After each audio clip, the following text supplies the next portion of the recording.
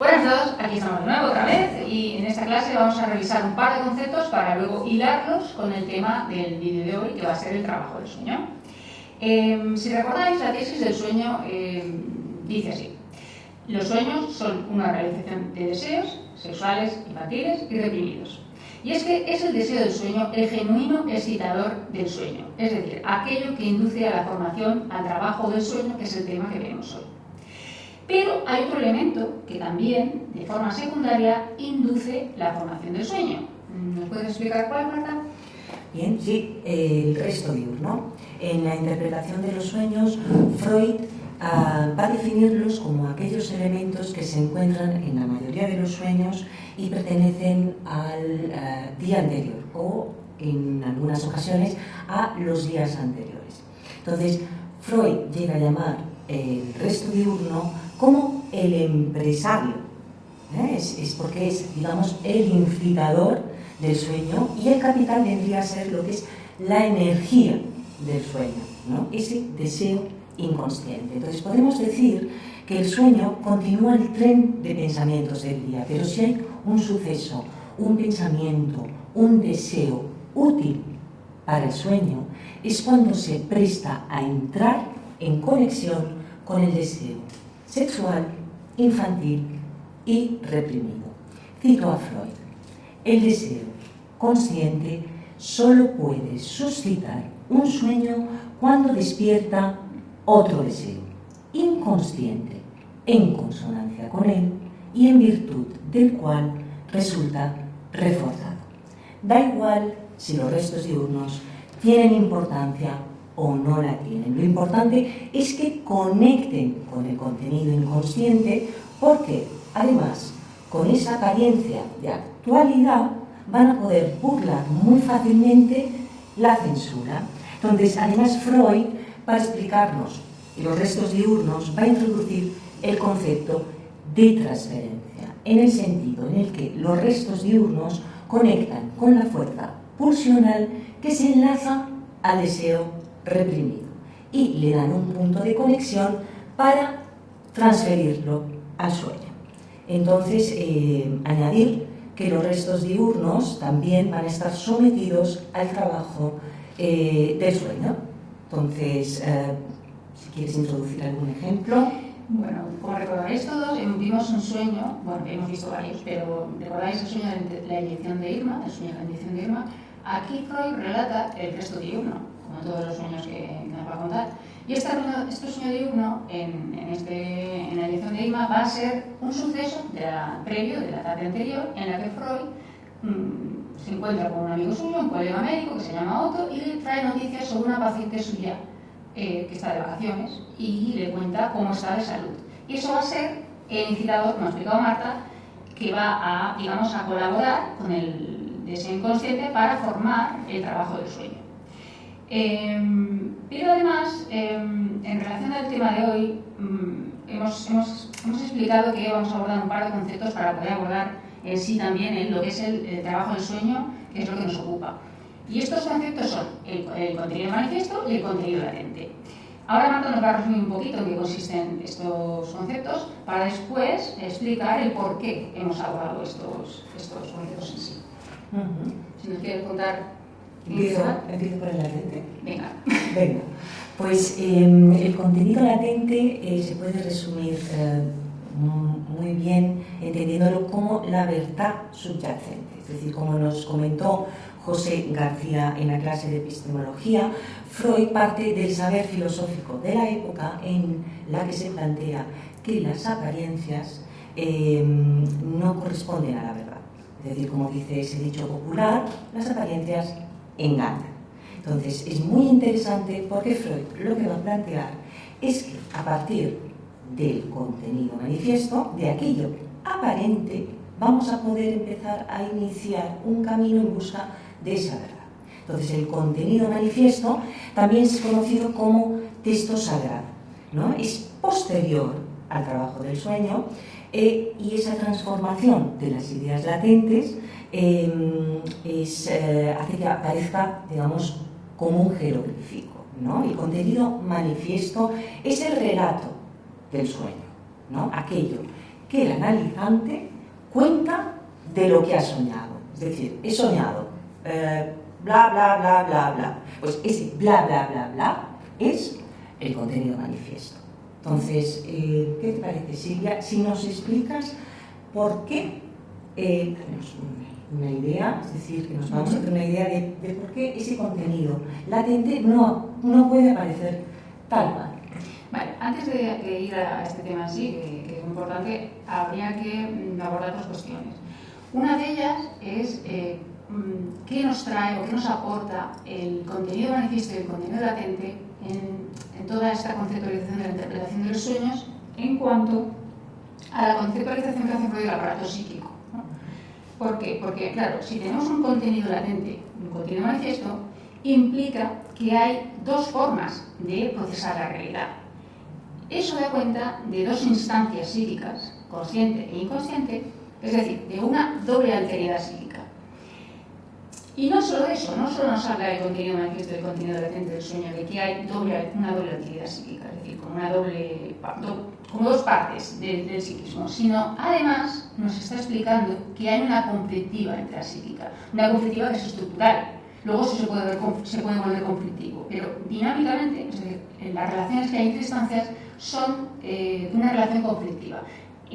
Como Marta ha explicado claramente, hay una deformación del sueño. El contenido manifiesto es un disfraz del contenido latente, de los pensamientos o las ideas inconscientes del sueño. ¿Por qué ha ocurrido esto? Porque hay una censura. Hay unas ideas que para la conciencia son intolerables. Entonces, de aquí podemos extraer la conflictiva que ocurre entre las relaciones entre la conciencia y la inconsciencia. ¿Por qué explico esto? Porque es muy importante en el trabajo del sueño entender por qué ocurre este disfraz del sueño, por qué se forma la deformación onírica. Y está basada en estas ideas de que el aparato psíquico está en una conflictiva constante, que luego, como he remarcado, se puede volver conflictual. Dicho esto, vamos a pasar a los conceptos en sí. Marta nos va a contar ahora un poquito en qué consiste el trabajo del sueño, su definición, tal cual, y lo va a separar como un trabajo antiparalelo a la interpretación onírica. Si quieres introducirnos con estos conceptos, Marta. Sí, digamos, y justo lo que estabas comentando me va a servir de enlace también para poder recordar que el sueño es una formación de compromiso, ¿no? Que lo que va a hacer es satisfacer tanto las exigencias pulsionales como las defensivas, ¿no? Entonces, lo que son los contenidos van a aparecer de una manera aceptable para la persona mediante esa deformación onírica que va a ser un producto del trabajo del sueño, ¿no?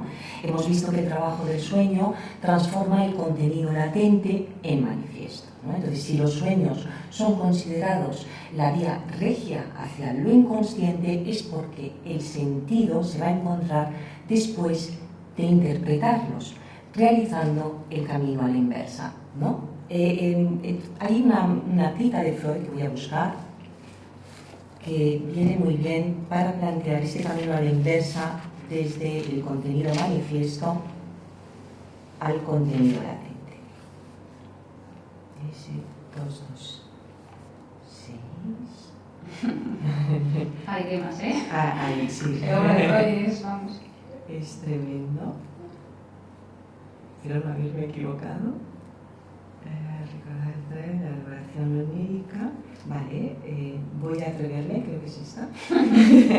Permitidme, por último, recordaros que damos el nombre de elaboración del sueño a la labor que transforma el sueño latente en sueño manifiesto y labor de interpretación aquella otra que persigue el fin contrario, o sea, el de llegar desde el contenido manifiesto a las ideas latentes, destejiendo la trama urdida por la elaboración. Entonces, nos vamos a encontrar que la fenomenología de la vida onírica está formada por 4 mecanismos: el desplazamiento, la condensación, la figurabilidad, también llamada a veces representabilidad o incluso escenificación, y la elaboración secundaria. Entonces, Silvia, si quieres empezar con el desplazamiento. Pues sí, vamos. Estos son cuatro conceptos del trabajo del sueño, ¿vale? Por medio de estos cuatro procesos, no conceptos, pero de estos cuatro conceptos se va a producir el trabajo del sueño, es decir, la deformación onírica, ¿vale? Son mecanismos operadores que trabajan, porque el concepto de trabajo en Freud es muy importante, para deformar el sueño. El primero que vamos a ver va a ser el desplazamiento. El desplazamiento ocurre cuando hay un cambio de acento o de valor de una idea del pensamiento latente inconsciente que se desplaza, se desprende de ella y se desplaza a otro elemento que tiene menos valor o menos interés. Pero la cuestión es que se desplaza a ese elemento. ¿Qué ocurre entonces en el sueño? Que en el sueño tenemos un contenido manifiesto con un elemento que parece muy importante cuando realmente no lo es. Porque el elemento importante ha perdido ese valor o interés al ser desplazado en este nuevo elemento que aparece en el contenido manifiesto. Este desplazamiento se va a producir por vía de la asociación no de cualquier manera, no va a ser azaroso, sino que va a haber una conexión asociativa por continuidad. Va a haber una relación semántica dentro del campo semántico. Dicho esto, como hincapié, porque tampoco vamos a profundizar en este tema, ya conocéis a Jacques Lacan, que es un relector de Freud y ha aportado muchísimo a la teoría del inconsciente. Él, digamos, va a decir que el desplazamiento es una forma de funcionamiento del aparato psíquico, pero además va a explicar que sigue las leyes del lenguaje y va a explicar que estas leyes que sigue son las leyes metonímicas. Es decir, si seguimos la definición de metonimia, un objeto real es sustituido por otro dentro del mismo campo semántico al que pertenece. Y va a haber una relación de continuidad, una conexión de continuidad. No va a haber una producción de sentido nueva, sino que va a haber la significación va a ser paralela, ¿vale? Si, por ejemplo, hay una frase que a lo mejor podría explicarlo mejor, sería, por ejemplo, tengo un Miró en casa. Yo no tengo a Miró en casa, tengo su cuadro. Estoy sustituyendo el cuadro por Miró. Aquí habría un desplazamiento metonímico, ¿vale? Bueno, y esto es un poco lo que es el desplazamiento de sí. Si quieres pasar a la condensación, Marta. Bien, pues bueno, como estaba comentando Silvia, Lacan recurre a estos dos tropos lingüísticos que nos van a mostrar cómo procesa la realidad del psiquismo, cómo pensamos a través del lenguaje. Entonces, si la metonimia viene a estar definida por ese desplazamiento, ese cambio de lugar, ese de una cosa, ¿no?, para referirme a otra, entonces, que tiene que ver, entonces lo que es la metáfora encuentra su equivalente, digamos, es decir, para definir lo que es la condensación, para sustituir. En la metáfora lo que vemos es que se sustituye una palabra por otra, es decir, o por una serie de palabras, ¿no?, que toman, digamos, ese lugar y como efecto van a producir un nuevo sentido, una nueva significación. A diferencia de la metonimia, que no produce un efecto sentido. Sí, no sé si introducir aquí ese medio chiste, lapsus que te conté. Sí, porque es muy raro. Pues sí, venía escuchando la radio y resulta que hay un profesor que es de español para extranjeros y bueno, ha hecho un libro en el que recopila esos errores que no solo, digamos, a nivel lingüístico, es decir, que también es a nivel cultural, porque también dan clases, ¿no?, digamos, a nivel general de la cultura española. Entonces, bueno, el profesor estaba muy satisfecho y comentaba una de las anécdotas que viene a ser un lapsus, pero bueno, lo podemos entender como un chiste, que una de sus alumnas le dijo que le había encantado la exposición que había hecho de Lorca, porque estimulaba su mente, ¿no? Entonces, claro, ahí vamos a tener pues, un ejemplo muy claro, ¿no?, de lo que es la condensación. Entonces, la condensación, Freud la va a definir como obrero, o como artesano, dependiendo de la traducción. Es decir, un obrero para deformar el sueño, ¿no? Es decir, mediante el cual un elemento va a servir para representar varias cadenas asociativas, ¿no?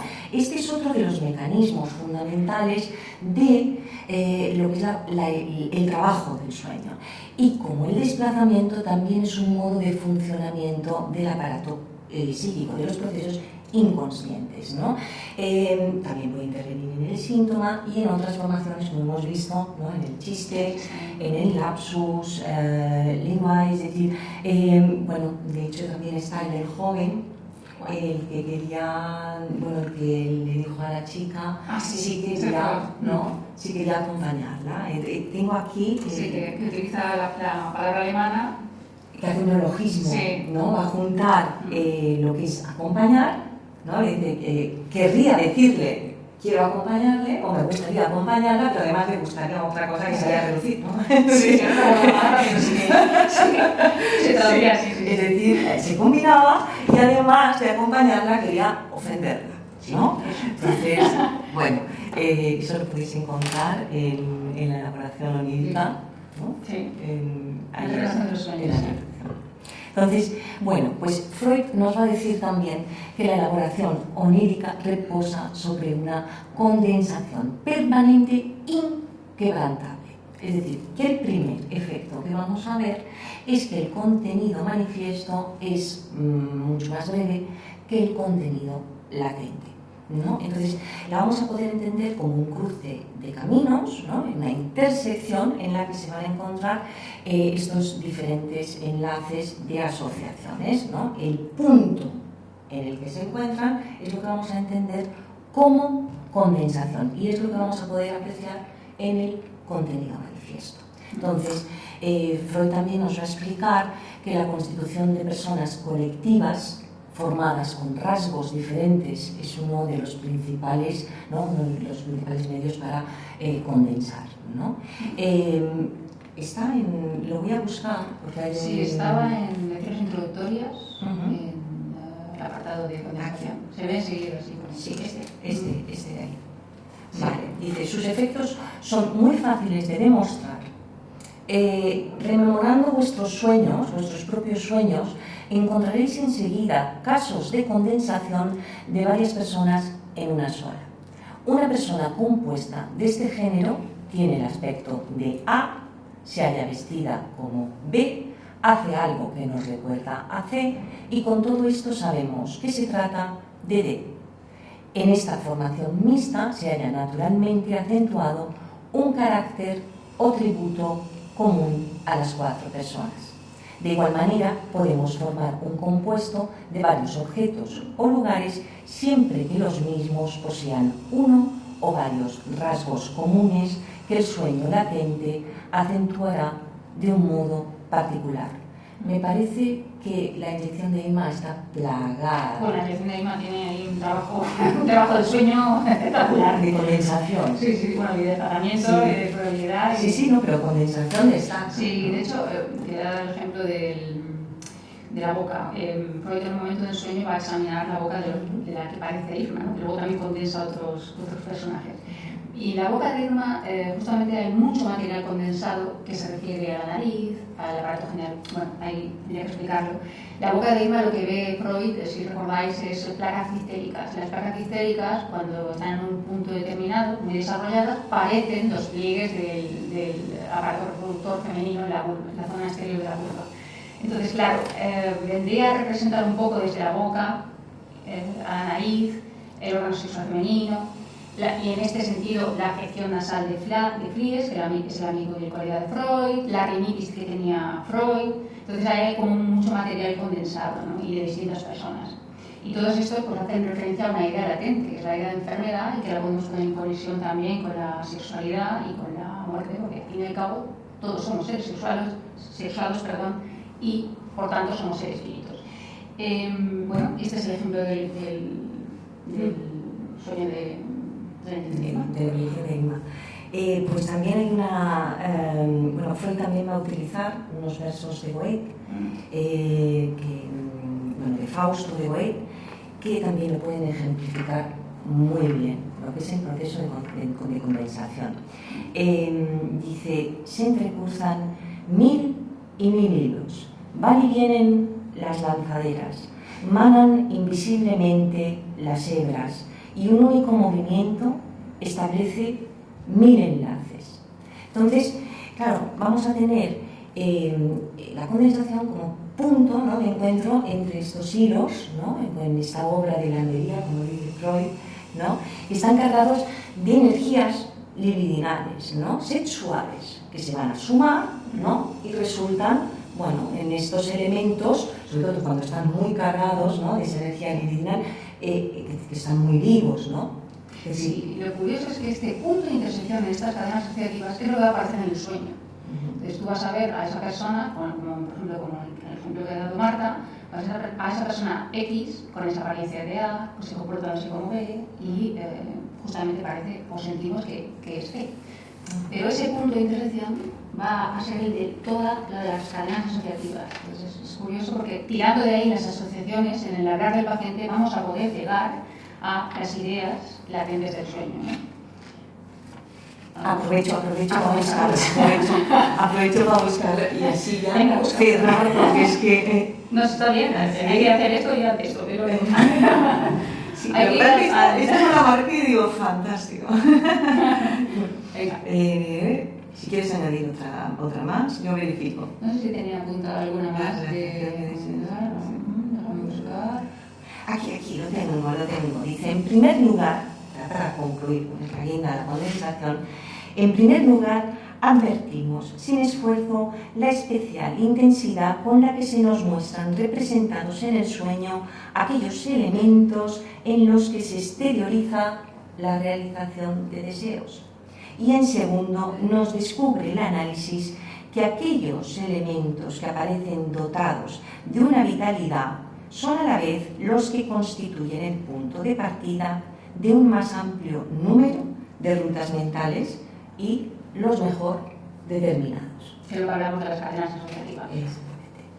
Pues sí, vamos, no hay nada mejor como leer a Freud para dejarlo más claro. Es que tiene fragmentos que son esclarificadores. Para mí todo. O sea, bueno, sí. Pero que algunas cosas requieren de más. Por la propia vida sí que se empeña un poco más de Vale, pues si quieres pasamos ya al tema de la figurabilidad. La figurabilidad. Vale. ¿Este tema te lo habías preparado tú, Marta? Sí. Pues, ¿quieres? Vale. Bueno, pues Freud también nos va a decir que va a consistir en lo que es la transformación de esas ideas en imágenes sensoriales y mayoritariamente visuales, ¿no? Entonces, nos va a digamos, como especificar que no todas se ven afectadas por esta transformación, ¿no? Algunas van a conservar sus formas y otras se van a presentar como conocimientos, ¿no?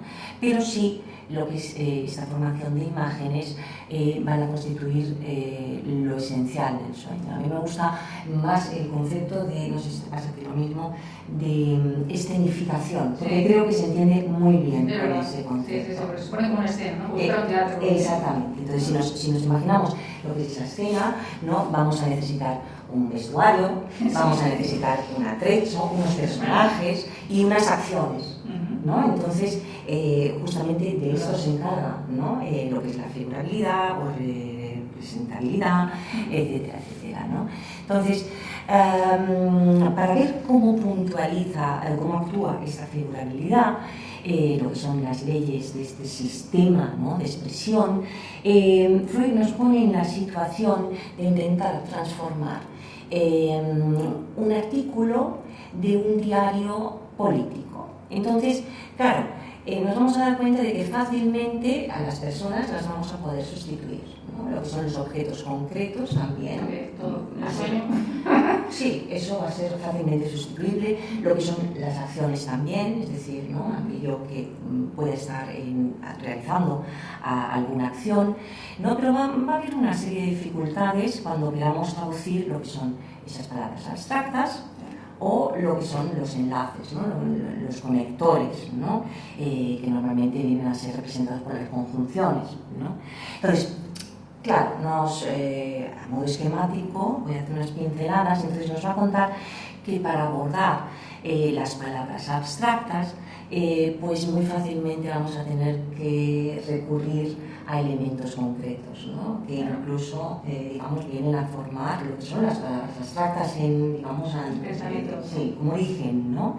Entonces, vamos a tener que recurrir justamente a esos objetos, digamos, como objetos, ¿no? A veces vamos a tener que utilizar varios incluso, ¿no? Para poder llegar a representar algo determinado, ¿no? Que sea en un concepto abstracto.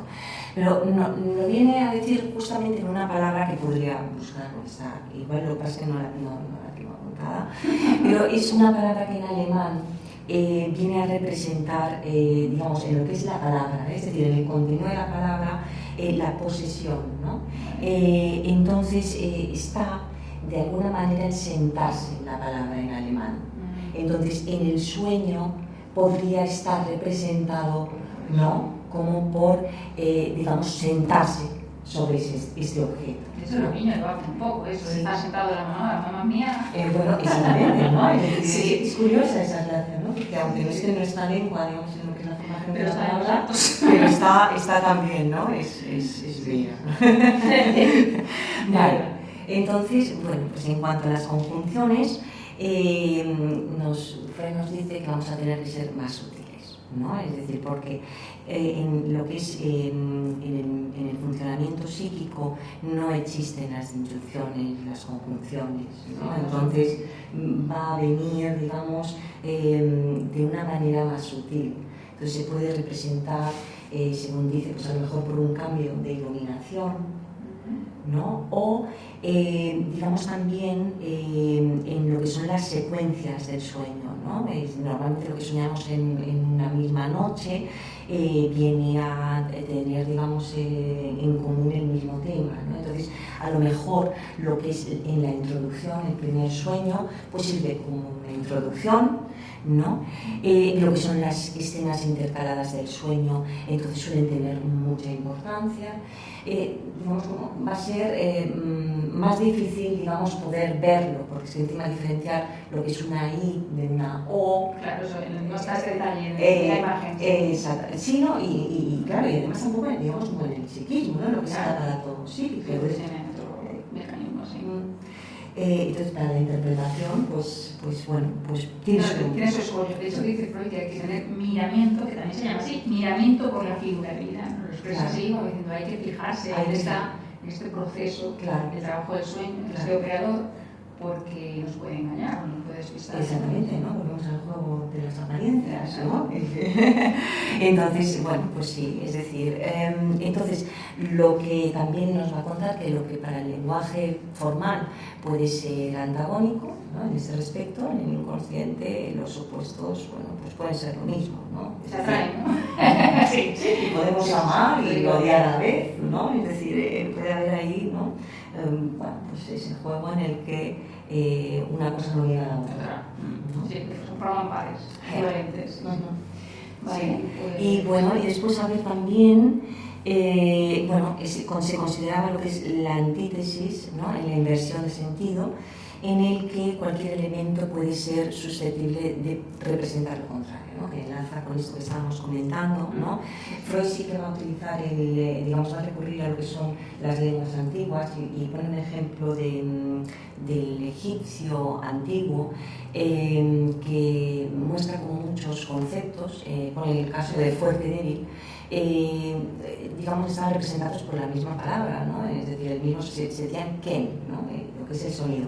En el jeroglífico debían estar representados, si se tenía que decir fuerte o débil, aparecía el hombre de pie, ¿no? Y si era débil, aparecía en cuclillas, ¿no? Pero solo tenían esa palabra. Entonces, al hablar, solo podían saber si era fuerte o débil, si estaban pendientes un poquito del tono o del contexto, es decir, de pequeñas, ¿no? Matices, detalles, sí. Matices, ¿no? Sí.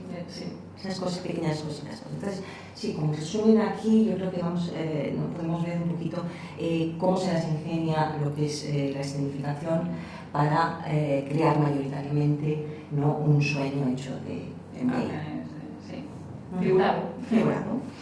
Vale, pues el último elemento del trabajo del sueño, el último operador, va a ser lo que es la elaboración secundaria. Y este es un proceso que va a comentar Freud que ocurre sobre todo al final del sueño y cuando vamos a relatarlo, es decir, cuando vamos a contar el sueño. Pero también va a decir que ocurre durante todo el trabajo del sueño. Y consiste en una reorganización, un retoque de aquello que ya ha sido elaborado o que está siendo elaborado por el resto de operadores del sueño, la condensación, el desplazamiento y la figurabilidad. Esta reorganización está destinada a armar una especie de guión coherente y comprensible del sueño, porque como todos sabéis los sueños son bastante absurdos, pero es que si no estuviera esta elaboración secundaria aún serían más absurdos, no habría una conexión. Entonces, lo que consigue la elaboración secundaria es quitarle esta absurdidad, esta incoherencia al sueño. Y es un efecto que va a actuar en positivo y en negativo, es decir, va a añadir elementos y va a quitar elementos para así hacerlo más comprensible. Este es el motivo, de hecho, por el cual cuando nos despertamos, cuando nos queremos relatar un sueño, nos parece o tenemos la sensación de que no tiene mucho sentido, de que parece ilógico, de que no cuadra eso que estamos. Entonces ahí ya se está produciendo la elaboración secundaria. Estamos transformando el sueño a un relato coherente y lógico para nuestra conciencia. Es que si lo pensáis, la conciencia, o sea, nuestro aparato intelectual, que está aplicado en la conciencia, el razonamiento, nuestra inteligencia, ese aparato tiene la tendencia a hacer coherente, comprensible, inteligible aquello que parece ilógico. De hecho, el concepto de inconsciente ya nos habla un poco de la ruptura que nos produce esta teoría, ¿vale? Este descentraje, y la física cuántica es otro, ¿vale? Porque para nosotros las partículas no funcionan coherentemente, entonces nos sorprende eso. ¿Qué más quería comentaros? Este es importante, perdón, ¿querías comentar algo? No, bueno, sí, porque estás comentando, por esas pequeñas dudas que puedan surgir, ¿no? Que es un mecanismo que opera, que es inconsciente. Exactamente, es verdad, porque muchas personas piensan que es un mecanismo consciente y para nada, es un mecanismo que es superador de sueño y es un mecanismo inconsciente. Y que podríamos a lo mejor, digamos, como equipararlo cuando estamos en la vigilia a la racionalización. Se podría. En ese intento de encontrar una razón coherente, ¿no? Sí, el mecanismo sí. El mecanismo, lo que pasa es que la racionalización es verdad que es un mecanismo de defensa y es verdad que es inconsciente a la hora de ponerlo en marcha, porque evidentemente la persona no sabe que está racionalizando y igual tampoco sabe que está elaborando psicológicamente. En ese sentido, sí podrían. Sí, claro, eso es en cuanto a los pensamientos, ¿no? Que tenemos en la vigilia y en cuanto al sueño. Exactamente. Vale, bueno, lo único que quería remarcar también en cuanto a este apartado es que lo importante de la elaboración secundaria es que lo que vamos a contar del sueño nunca va a coincidir con lo que hemos soñado, porque siempre se va a modificar.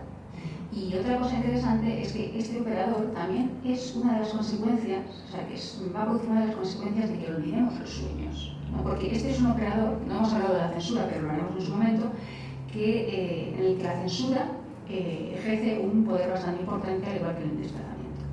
Entonces, claro, al operar a través de la censura, digamos que no va a permitir que recordemos el sueño y por eso tenemos una tendencia también a olvidarlo, ¿no? Y a recuperarlo cuando pasa el tiempo. Y bueno, yo creo que aquí hemos llegado al final del libro. Si quieres añadir algo así de esto. Apunten sus sueños si quieren trabajarlos a la inversa. Eso es verdad. Que no se puede organizar uno, que no. Hay demasiados mecanismos aquí de defensa. Que no se confíen, ¿no? Y no somos conscientes. Tenemos una tendencia a creer que somos lógicos y lo controlamos todo y eso no va por ahí. Hacemos un pequeño resumencito, si te parece. Venga. Vamos a despacharlo. Bueno, hasta ahora hoy, pues lo que hemos trabajado. Hemos trabajado que el sueño es una formación del inconsciente y que se relaciona de forma que nos va a dar cuenta de la relación conflictual de nuestra conciencia, es decir, nuestro aparato psíquico. Perdón, recapitulo, me estoy perdiendo. No.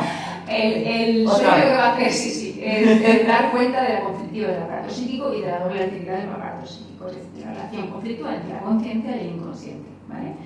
Cuando digo conciencia e inconsciente, incluyo preconsciente, conciencia e inconsciente. Porque estamos en la primera tópica. Exactamente. Luego Freud ya a partir de 1920 añadió la segunda tópica y ya lo veremos.